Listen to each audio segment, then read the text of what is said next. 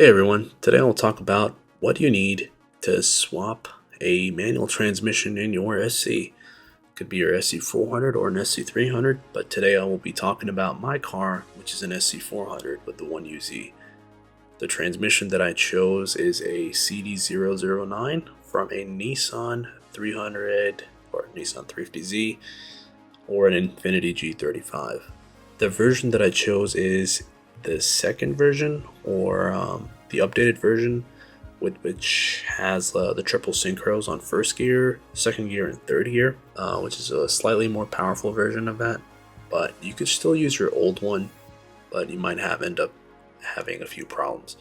Think you can afford it? Get yourself a brand new transmission as well, because the old ones, they go for about $800, maybe less, to $1,200, but a brand new one goes for about $1,800 to $2,400, and depending on what kind of build you're going for, if you want something that you don't want to take any chances, then just go with a brand new transmission. For a transmission, honestly, it's really cheap.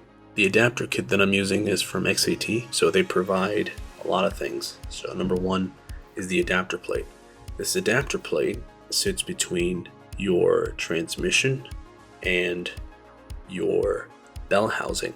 The bell housing comes from your automatic transmission, so you are required to cut the Nissan transmission bell housing because you can't really remove it, and you bolt on your automatic bell housing onto the adapter plate, which then bolts onto your CD009, so kind of like sandwiches between the two.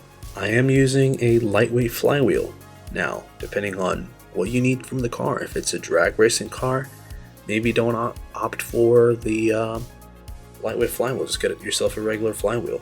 If you're opting for, if you want to do something like toge or drifting, maybe a lightweight flywheel would be better for you, just because it's easier to ref match, easier to downshift. I'm using a spec stage 2 clutch, which is rated at about 450 pound-feet, but I'm not a huge fan of it only for street driving, or really traffic driving, I should say, stop and go. The problem with that is that the pressure plate requires a little bit more force. I'm now a little bit more used to it, but when I installed it on the car, it was a little too stiff for me because it was the stiffest pressure plate that I've ever had in any car, in any of my manual cars or anything like that. Now, the throw-up bearing that they use for this kit is a free-floating type throw-up bearing. In short, just a hydraulic throw-up bearing, really.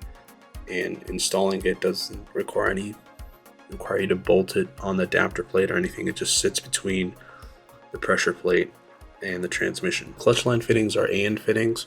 I'm using a 36-inch clutch line. I am using a Willwood master cylinder clutch as well.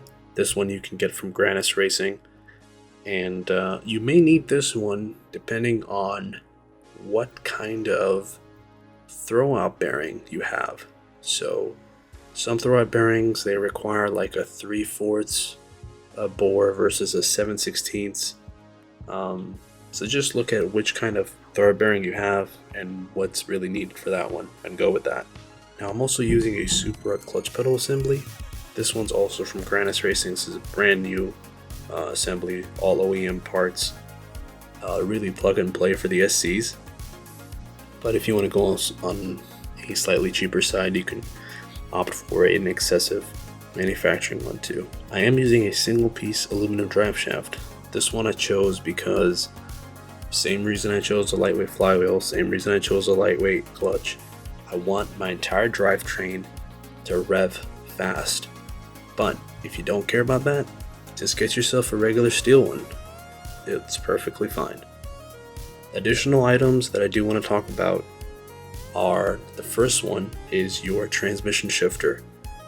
I highly recommend getting a serial 9 shifter, and really I don't think there's anything better than that on the market right now.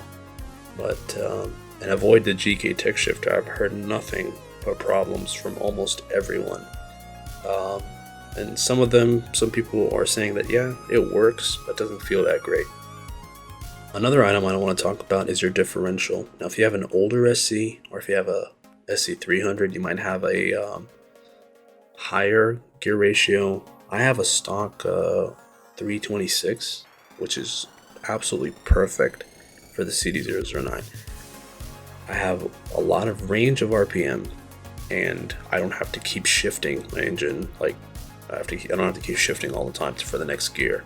I have way more time. It's not too long either, but it's not super short. You can also get yourself an SC300 brake pedal, or you can cut your existing brake pedal. Make sure you get yourself the SC300 manual brake pedal. The super manual brake pedal does not work. Now, I've heard some people using it. It works, but for the SC400, it does not work. Wiring is really simple for the SC400. Two wires. You need the neutral safety switch wires, which are just 2 wires, and then you need your reverse lights. That's it. That's all you need to start the car. You won't have any VVTi issues. You will not have any problems with the car running. Your VVTi will still work. Your fuel mappings won't change. It won't go into lip mode. Nothing like that. So you should be good. And that's it. That's all it takes to swap a manual in an SC400. If you have any questions, please do let me know.